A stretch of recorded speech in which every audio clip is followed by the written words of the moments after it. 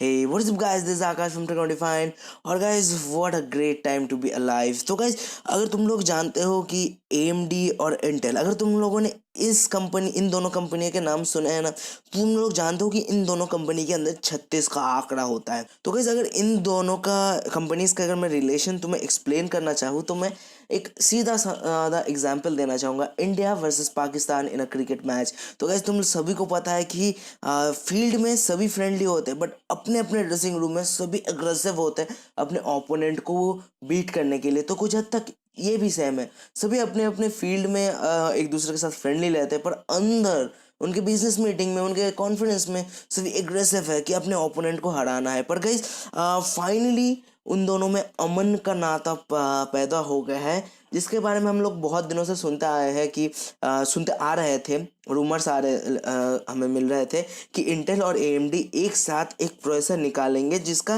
Processing power handle करेगा Intel और graphic power handle करेगा AMD।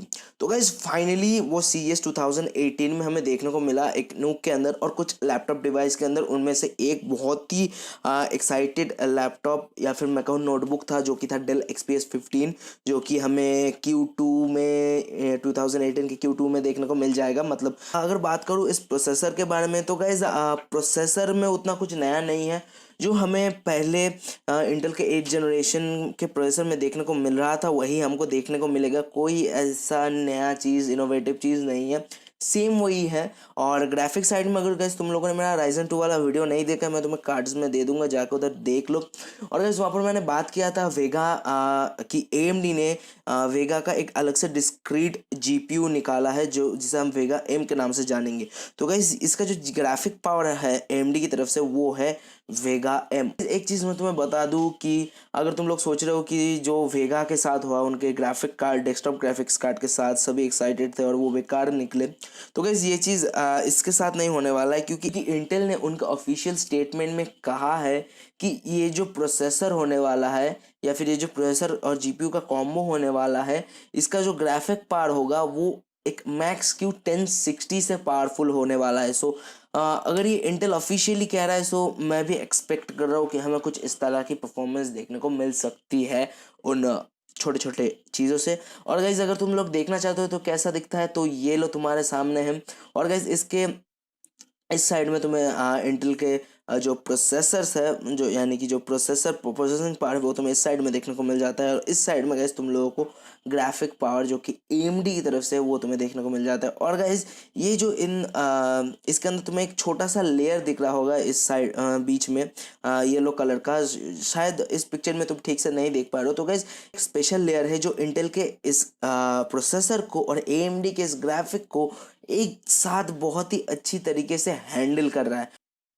तो वैसे इसके स्पेसिफिकेशन के बारे में उतना कुछ कहना नहीं है, क्योंकि हम सभी जानते हैं कि कॉफ़ी लेक CPUs कितना अच्छा परफॉर्म कर सकते हैं।